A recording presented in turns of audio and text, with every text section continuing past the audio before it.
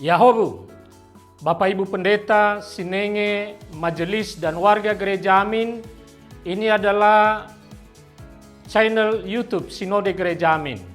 Karena itu, bagi yang mencintai Gereja Amin, tontonlah, subscribe, like, dan bagikan. Gereja Amin yang tangguh, mandiri, dan peduli. Tuhan Yesus memberkati.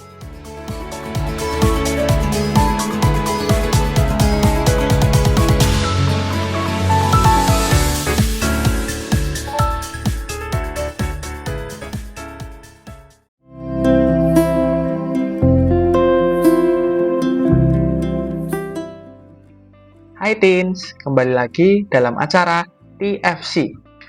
Kali ini kita akan nyimak tulisan dari Pendeta Hizkia Anugrah Gunawan yang berasal dari GKI Taman Aries dalam buku renungan yang berjudul Teens for Christ dengan judul Kandang Domba Itu Rumahnya yang diambil dari kitab Lukas pasal 2 ayat yang 1 sampai yang ke-7. Bersama saya, Davin Christopher Emanuelian. Mari semuanya kita buka renungan kita ini di dalam doa. Bapa yang penuh kasih, kami semua berterima kasih Tuhan atas segala berkat dan anugerah-Mu yang selalu senantiasa mencintai dan menyertai kami ya Tuhan. Tuhan, kiranya Engkau berkati hati kami ya Tuhan, bukalah hati, mata, dan telinga kami Tuhan, agar kami bisa mendengarkan dan juga melaksanakan sebagian kecil dari firman-Mu ini Tuhan. Terima kasih Tuhan Yesus, haleluya, amin. Yang akan menjadi perenungan kita terambil dalam kitab Lukas pasal yang kedua dari ayat ke-7b. Saya akan membacakannya bagi kita semua. Ia membendungnya, lalu membaringkannya di dalam palungan, karena tidak ada lagi tempat bagi mereka di penginapan. Nah, teman-teman semuanya, pernah nggak sih teman-teman dengar syair salah satu nyanyian Natal yang bunyi itu kayak gini? Kandang domba itu rumahnya, palungan hewan petidurannya. Nah, gambaran itulah yang selama ini kita kenal dan secara populer ada dalam cerita-cerita Natal. Namun, tahu nggak sih, kalau di Alkitab itu tidak pernah menuliskan bahwa kandang domba merupakan tempat kelahiran dari Tuhan Yesus? Nah, Alkitab itu hanya menceritakan bahwa bayi Yesus dibaringkan di dalam palungan. Pernyataan inilah yang kemudian digunakan untuk menyimpulkan bahwa kandang domba adalah tempat lahirnya Yesus. Mengapa? Karena palungan hanya ditemukan di kandang domba. Lukas kemudian memberikan informasi tambahan.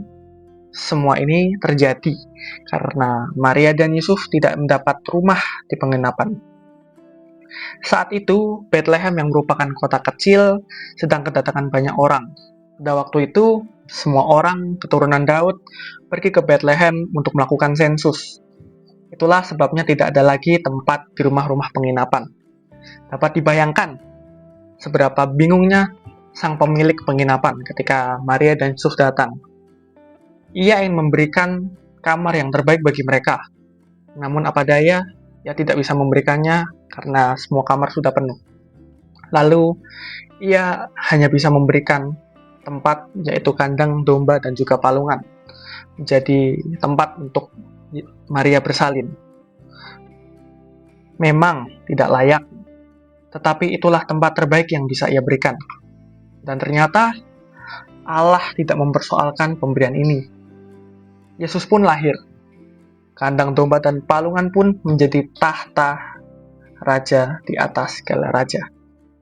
Teens, di balik peristiwa Natal ini, kita bisa melihat ada pemilik penginapan yang menyediakan kandang domba dan juga palungan sebagai tempat kelahiran Yesus. Di dalam ketidakmampuannya untuk memberikan tempat yang layak, justru ia telah memberikan yang terbaik.